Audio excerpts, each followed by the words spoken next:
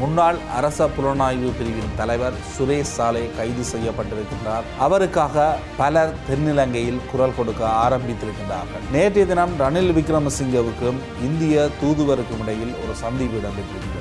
சுரேஷ் சாலே உண்மைகளை கூறுவாரா? அவர் உண்மைகளை கூறுவதை இலங்கை அரசாங்கம் ஏற்றுக்கொள்ளக்கூடிய ஒரு நிலை ஏற்படுமா? கொழும்பில் கடத்தப்பட்டு காணாமலாக்கப்பட்டவர்கள், கொழும்பில் இடம்பெற்ற குண்டு வெடிப்புகள், அரசியல் தலைவர்களினுடைய படுகொலை, மனித உரிமை ஆர்வலர்களுடைய படுகொலை, ஊடகவியலாளர் படுகொலை போன்ற விடயங்களினுடைய உண்மை தன்மைகளை அவர் கூறுவாராக இருந்தால், ஒரு காலத்தில் அரசாங்கத்தில் இருந்த முக்கிய நபர்களை அவர் காப்பாற்றுவதற்கு எடுத்த முயற்சிகள் தொடர்பில் வெளிப்படுத்துவாராக இருந்தால், தென்னிலங்கை அதனை ஏற்றுக்கொள்ளுமா? தற்பொழுது இருக்கின்ற அரசாங்கம் அந்த உண்மை தகவல்கள் அனைத்தையும் சுயாதீனமாக விசாரணை செய்யுமா? போன்ற விடயங்கள் தற்பொழுது அதிக அளவில் பேசப்படுகின்றது. இந்த விடயம் தொடர்பில் தான் இன்றைய பார்வைகள் விரிகின்றது.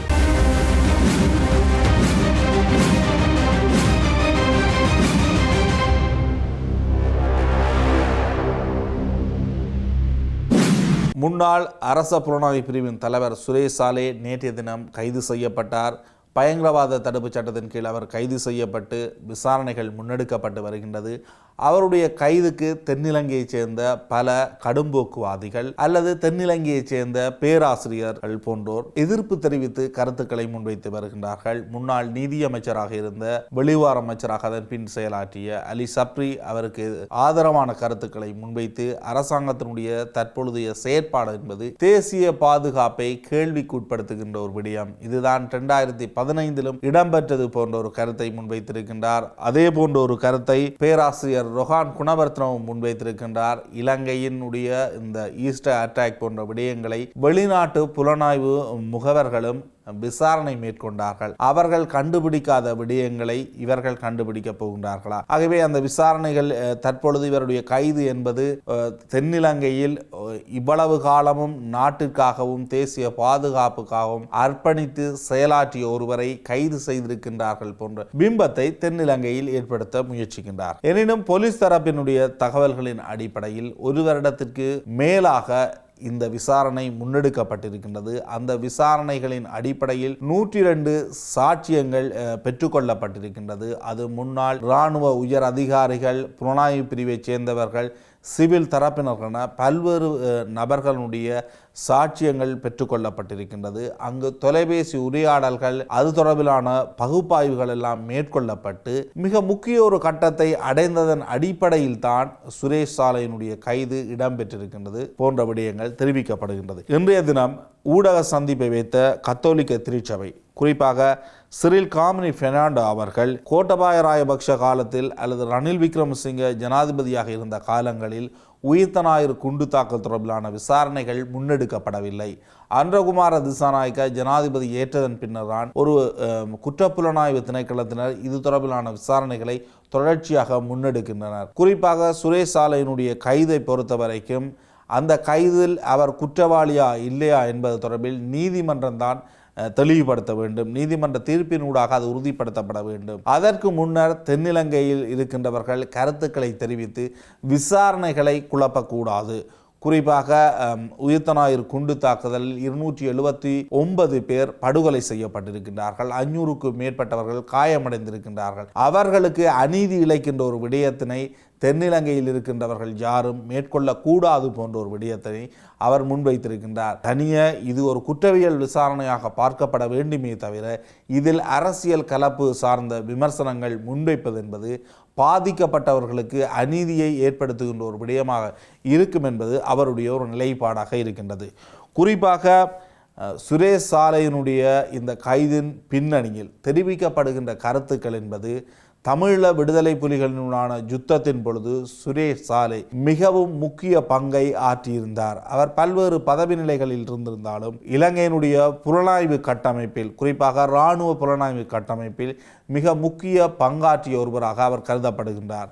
அதில் விடுதலை புலிகளின் மீதான புலனாய்வு தகவல்களாக இருக்கலாம், விடுதலை புலிகளினுடைய செயற்பாடுகளை கட்டுப்படுத்துகின்ற புலனாய்வு கட்டமைப்பு செயற்பாடுகளாக இருக்கலாம், தென்னிலங்கையில் இருந்து கொண்டு குறிப்பாக கிழக்கு மாகாணத்தில் முன்னெடுக்கப்பட்ட முஸ்லிம் மக்களுக்கும் தமிழ் மக்களுக்கும் இடையிலான விரோத செயற்பாடுகளாக இருக்கலாம், முஸ்லிம் ஆயுத குழுக்களை உருவாக்குகின்ற செயற்பாடுகளாக இருக்கலாம்.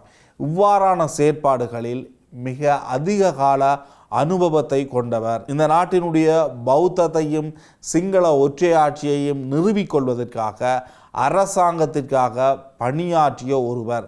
நாட்டினுடைய தேசிய பாதுகாப்புக்காக மிக முக்கிய பங்கை ஆற்றியவர்தான் சுரேஷ் சாலே என தென்னிலங்கையை சார்ந்தவர்கள் மிக அதிக அளவில் முன்வைக்கின்ற ஒரு கருத்தாக இருக்கின்றது. தேசிய பாதுகாப்பு தொடர்பில் ஒரு நிபுணராக பல்வேறு நாடுகளிலிருந்து அவருக்கு பல்வேறு கௌரவங்கள் கிடைக்க பெற்றிருக்கின்றது போன்ற விடயங்களை எல்லாம் முகப்புத்தகங்களில் முன்வைத்து அவருக்கு சார்பான கருத்துக்களை முன்வைக்கின்றார்கள். ஆகவே அவர் இலங்கையினுடைய யுத்தம் அதன் பின்னரான ஆட்சி காலத்தில் இலங்கையில் மிகவும் முக்கிய அதிகாரமிக்க ஒரு நபராக இருந்திருக்கின்றார். நாட்டின் வெளியில் தெரிகின்ற விடயங்களுக்கு அப்பாற்பட்ட விடயங்களில் அவருடைய தலையீடு இருந்திருக்கின்றது அல்லது அவருடைய அவதானம் இருந்திருக்கின்றது என்பதெல்லாம் இந்த விடயங்களிலிருந்து புலனாகின்றது. ஆகவே கொழும்பில் இடம்பெற்ற பல்வேறு படுகொலைகள், அது ஊடகவியலாளருடைய படுகொலைகளாக இருக்கலாம், தமிழ் அரசியல்வாதிகளுடைய படுகொலைகளாக இருக்கலாம், அதனை கடந்து செல்வந்தர்கள் கடத்தப்பட்டு கப்பங்கோரப்பட்ட சம்பவங்களாக இருக்கலாம், தமிழ் இளைஞர் யுவதிகள் பயங்கரவாத தடை சட்டத்தின் கீழ் கைது செய்யப்பட்ட சம்பவங்களாக இருக்கலாம், கைது செய்யப்பட்டு காணாமல் போனவர்களாக இருக்கலாம். இவ்வாறான விடயங்கள் தொடர்பில் சுரேஷ் சாலேக்கு மிக நெருக்கியமான தொடர்புகள் இருக்கும் அல்லது இது சார்ந்த விடயங்கள் தொடர்பிலான தகவல்கள் அவருக்கு தெரிந்திருக்கும் என்று கூறப்படுகின்றது. அதே போன்று கொழும்பில் காணாமலாக்கப்பட்ட விடயங்களை கடந்து அங்கு மேற்கொள்ளப்பட்ட மோசடி சார்ந்த விடயங்கள், குறிப்பாக தமிழீழ விடுதலை புலிகளுடன் தொடர்புபட்ட சொத்துக்கள் தொடர்பிலான விவரங்களும் இவருக்கு தெரிந்திருக்கும். இவை அனைத்தும் நேரடியாக அரசாங்கத்திற்கு அந்த சொத்துக்கள் சென்றதா அல்லது அந்த நேரத்தில் அரசாங்கத்தின் செல்வாக்கு மிக்க நபர்களாக இருந்தவர்களிடம் அந்த சொத்துக்கள் சென்றதா தொடர்பிலான விடயங்கள் தொடர்பில் கூட இவருக்கு மிகப்பெரிய அளவிலான தகவல்கள் தெரிந்திருக்கும். அதே நேரம் இலங்கையில் படுகொலை செய்யப்பட்ட மனித உரிமை செயற்பாட்டாளர்கள், ஊடகவியலாளர்கள் போன்ற விடயங்கள் தொடர்பில் இவருக்கு மிகவும் தெரிந்த தகவல்கள் அதிகம் என்று கூறப்படுகின்றது. குறிப்பாக ரிப்போலின் பிளாட்டின் என்று கூறப்படுகின்ற அரசாங்கத்துடன் இணைந்து செயற்பட்ட ஆயுத குழுக்கள், அந்த ஆயுத குழுக்கள் மேற்கொண்ட படுகொலைகள், கப்பம் கோருகின்ற சம்பவங்கள் போன்றவற்றில் இவர் நேரடியான கட்டளைகளை பிழைப்பித்தார் என்ற ஒரு குற்றச்சாட்டுகள் இவர் மீது முன்வைக்கப்படுகின்றது. ஆகவே ரிப்போலின் பிளாட்டின் என்று கூறப்படுகின்ற இந்த ஆயுத குழு மேற்கொண்ட நடவடிக்கைகள் தொடர்பில் இவர் பல விடயங்களை வெளிக்கொணர்வார் என்று எதிர்பார்க்கப்படுகின்றது. அதே நேரம் லசந்த விக்ரமதுங்க, பிரஹீத் எக்லிங்குட, கீத் நோயர், கொழும்பில் படுகொலை செய்யப்பட்ட வேறு ஊடகவியலாளர்கள், தராகி சிவராமாக இருக்கலாம், அதே போன்று கொழும்பில் மேற்கொள்ளப்பட்ட பல ஊடக அச்சுறுத்தல் விடயங்களாக இருக்கலாம். பல ஊடக நிறுவனங்கள் அச்சுறுத்தல் மேற்கொள்ளப்பட்டது, ஊடக நிறுவனங்கள் தாக்குதலுக்கு உட்காகப்பட்டது. அவ்வாறான சம்பவங்களில் எல்லாம் இவருக்கு தொடர்பு இருப்பதற்கு அல்லது இவருக்கு தகவல் தெரிந்திருப்பதற்கு வாய்ப்புகள் அதிகம். அதே போன்று அரசாங்கத்தின் ஆதரவுடன் இவர் மேற்கொண்ட அல்லது அரசாங்கத்திற்காக மேற்கொள்ளப்பட்ட படுகொலைகள் தொடர்பில் இவருக்கு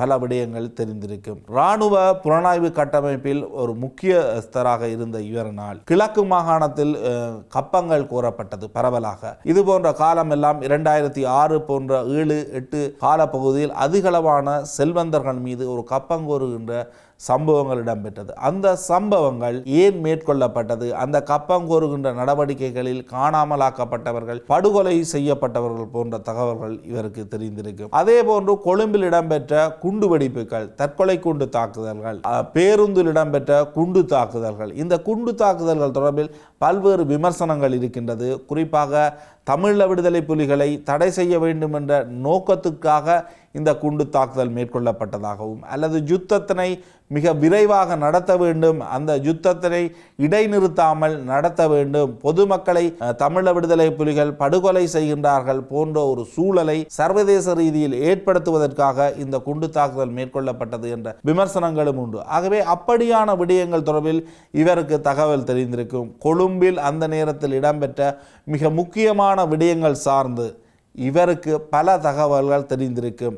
அது அன்றைய ஆட்சியாளர்களுக்கு, அதே போன்று பௌத்த சித்தாந்தத்தினுடைய பின்புலத்துடன் மேற்கொள்ளப்பட்ட அபகரிப்புகள் சார்ந்த விடயங்கள் தொடர்பிலும் அது சார்ந்த சிந்தனைக்காக யார் யார் பழிவாங்கப்பட்டார்கள், யார் யார் மீதெல்லாம் நடவடிக்கைகள் மேற்கொள்ளப்பட்டது, யார் யார் அந்த இடங்களில் இருந்தெல்லாம் அழித்தொழிக்கப்பட்டார்கள் போன்ற விடயங்கள் எல்லாம் சுரேஷ் சாலைக்கு தெரிந்த விடயமாக இருந்திருக்கும். ஆகவே அரசியல் ரீதியாக போதைப்பொருள் வர்த்தகர்களாக அண்டர்வேல்டுகளாக இலங்கையினுடைய திட்டமிட்ட குற்றச்செயல்களுடன் தொடர்பு பட்டவர்களாக போன்ற பல்வேறு தரப்புகளுடன் இவருக்கு ஒரு நெருங்கிய தொடர்பு இருந்தது. அந்த நெருங்கிய தொடர்பு என்பது அரசியல் ரீதியாகவும் ஒரு பயன்படுத்தப்பட்டது. ஆகவே இவர் நீண்டகால இவருடைய அனுபவத்திலிருந்து இவர் தற்பொழுது முன்னெடுக்கப்படுகின்ற விசாரணைகளில் குற்றப்புலனாய்வு திணைக்களத்திடம் இது போன்ற பல்வேறு விடயங்களை இவர் கூறுவாராக இருந்தால் அந்த விடயங்கள் தொடர்பில் உண்மையான ஒரு சுயாதீன விசாரணையை முன்னெடுப்பதற்கு இந்த அரசாங்கம் தயாராக இருக்குமா, அந்தளவு தூரம் விசாரணைகளை முன்னெடுப்பதற்கு தற்பொழுது இருக்கின்ற அரசாங்கத்திற்கு துணிவு இருக்குமா என்ற ஒரு கேள்வி முன்வைக்கப்படுகின்றது. ஈஸ்டர் அட்டாக் நடக்கின்ற அந்த காலப்பகுதியினுள் கிழக்கு மாகாண இராணுவ தளபதியாக செயற்பட்டவர் தான் தற்பொழுது பாதுகாப்பு பிரதி அமைச்சராக இருக்கின்றார். ஆகவே அவர் இந்த விடயத்தினுடைய சுயாதீனமான விசாரணைக்கு எவ்விதமான அழுத்தத்தையும் கொடுக்க மாட்டாரா என்ற ஒரு கேள்வி எழுகின்றது. இதனையும் கொடுப்பாக எதிர்க்கட்சியை சேர்ந்தவர்கள் ஒரு கேள்வியாக முன்வைக்கின்றார்கள். அதே நேரம் நேற்றைய தினம் ரணில் விக்ரமசிங்கவுக்கும் இந்திய தூதுவருக்கும் இடையில் ஒரு முக்கிய சந்திப்பு இடம்பெற்றிருந்தது. இது குறிப்பாக 2 நாடுகளுக்கும் இடையிலான பொருளாதார தொழில்நுட்ப வளர்ச்சி தொடர்பில் பேசப்பட்டதாக கூறப்படுகின்றது. அல்லது இந்த நாட்டில் இந்தியாதான் இலங்கைக்கு உயிர்த்த தாக்குதல் தொடர்பில் முன்னெச்சரிக்கை தகவலை வழங்கியது. அது தொடர்பில் அந்த நேரத்தில் பிரதமராக இருந்தவர் ரணில் விக்ரமசிங்க. அந்த விடயம் சுரேஷ் சாலையினுடைய கைது தொடர்பில் தான் அந்த நேற்றைய தினம் அந்த சந்திப்பு இடம்பெற்றதா தொடர்பிலும் சில விடயங்களை முன்வைக்கின்றார்கள், குறிப்பாக சமூக வலைத்தளங்களில். ஆகவே சுரேஷ் சாலையினுடைய கைது என்பது மிக நீண்ட காலமாக இராணுவ புலனாய்வு பிரிவில் பங்காற்றிய ஒருவருடைய கைது. அந்த கைது சாதாரண கைதாக அல்லது சாதாரண விசாரணையாக இருக்க போகின்றதா, அல்லது இலங்கையில் இவ்வளவு காலமும் மேற்கொள்ளப்பட்ட பல்வேறு சட்டவிரோத செயற்பாடுகளை வெளிக்கொணர்கின்ற ஒரு கைதாக இருக்க போகின்றதா? புலனாய்வு பிரிவில் தலைவராக செயற்பட்ட ஒருவர் இராணுவ மற்றும் அரச புலனாய்வு பிரிவில். ஆகவே அவருக்கு எந்தளவு தூரம் சிஐடியினுடைய விசாரணை இருக்கும் என்பது தெரிந்திருக்கும். அவரிடமிருந்து உண்மை தகவல்களை பெற்றுக்கொள்ளக்கூடிய ரீதியில் சிஐடியினுடைய விசாரணை இருக்குமா என்ற ரீதியிலும் சில கேள்விகள் முன்வைக்கப்படுகின்றது. ஏனெனில் அவருடைய நிபுணத்துவம் என்பதே சட்டத்திற்கு அப்பாற்பட்டு அங்கால் சென்று தங்களுடைய நாட்டின் நன்மைக்காக மேற்கொள்ளுகின்ற நடவடிக்கைகள் என்ற அடிப்படையில் சில விடயங்கள் சமூக வலைத்தளங்களில் அதிக அளவு பேசப்படுகின்றது. எனினும் உயிர்த்த ஞாயிறு குண்டு தாக்குதல் நேரடியாக அரசியல் ரீதியில் தொடர்பட்ட ஒரு விடயமாக ஆரம்பத்திலிருந்து பார்க்கப்படுகின்ற ஒரு விடயம். எனினும் இது தொடர்பில் விசாரணைகளை வெளிநாட்டு ஸ்காட்லாந்து யார்ட், FBI போன்றவர்கள் முன்னெடுத்து அது சார்ந்த விசாரணைகளில் மிகப்பெரிய ஒரு முன்னேற்ற நிலைமை ஏற்பட்டதாக இதுவரை தகவல்கள் கிடையாது. சுரேஷ் சாலை மிக நீண்ட காலமாக கைது செய்யப்பட வேண்டும் என்ற விடயம் பேசப்பட்டாலும் அது நேற்றைய தினம்தான் இடம்பெற்றிருக்கின்றது. சுரேஷ் சாலையினுடைய கைது மிகப்பெரிய அளவில் பேசப்படுகின்றது. உயிர்த்த ஞாயிறு தாக்குதலுக்கு ஒரு நீதி கிடைக்கும் என்றெல்லாம் பேசுகின்றார்கள். இந்த விசாரணையில் முன்னாள் ஆட்சியாளர்களாக இருந்த மஹிந்த ராஜபக்ஷ தரப்பினர் அவர்களை சார்ந்தவர்கள் எல்லாம் இந்த விசாரணை வலயத்துக்கு கொண்டு வரப்படுவார்கள் என்றெல்லாம் கூறப்படுகின்றது. அல்லது இந்த கைது என்பது சாதாரண ஒரு கைதாகவும் சில குறிப்பிட்ட கால கைது விசாரணைகளாகவும் இருந்துவிட்டு மீண்டும் உயிர்த்த ஞாயிறு தாக்குதல் என்பது தொடர் விசாரணைக்கான ஒரு காலமாக இருக்க போகின்றதா என்பது தற்பொழுது இருக்கின்ற மிகப்பெரிய ஒரு கேள்வி. எனினும் சுரேஷ் சாலை போன்றவர்களுடைய கைது என்பது சாதாரண கைதுகளாக பார்க்க முடியாது. அவர்கள் அரசாங்கத்திற்காக பணியாற்றியவர்கள். அவர்கள் ஒரு நேரத்தில் தங்களை கைது செய்து விட்டார்கள், தாங்கள் நடந்தவற்ற அனைத்தையும் குற்ற ஒப்புதல் வாக்கு மூலமாக அளிப்பதற்கு தயார் என்ற ஒரு நிலை ஏற்பட்டால் செம்மணி படுகொலைக்கு ஏற்பட்ட நிலைமைதான் ஏற்படும். குறிப்பாக செம்மணியில் கிருசாந்தி படுகொலை விசாரணை ஒன்று மேற்கொள்ளப்படுகின்ற பொழுது அது வெளியுலகத்துக்கு கொண்டு வந்த விடயம் அங்கு ஒரு மனித புதைகுழி இருக்கின்றது என்பதனை. இதே போன்று சுரேஷ் சாலையினுடைய கைது தொடர்கின்ற விசாரணையின் ஒரு கட்டத்தில் மிகப்பெரிய மனித உரிமை மீறல்கள், மனித பேரவலங்களை அவர் வெளிப்படுத்துபவராக மாறுவாரா? சர்வதேச ரீதியில் அவர் ஒரு மனித உரிமை மீறலுக்கான சாட்சியாக மாறுவதற்கும் வாய்ப்பு இருக்கின்றது. அது இலங்கையை பொறுத்த வரைக்கும் மிக பெரிய அளவில் ராஜதந்திர ரீதியிலும் சரி, நன்மதிப்பு சார்ந்தும் கேள்விக்குட்படுத்துகின்ற ஒரு விடயமாக மாறும் என்றும் சிலர் கருத்துக்களை முன்வைக்கின்றார்கள். இன்னும் ஒரு பார்வையில் சந்திப்போம். நன்றி, வணக்கம்.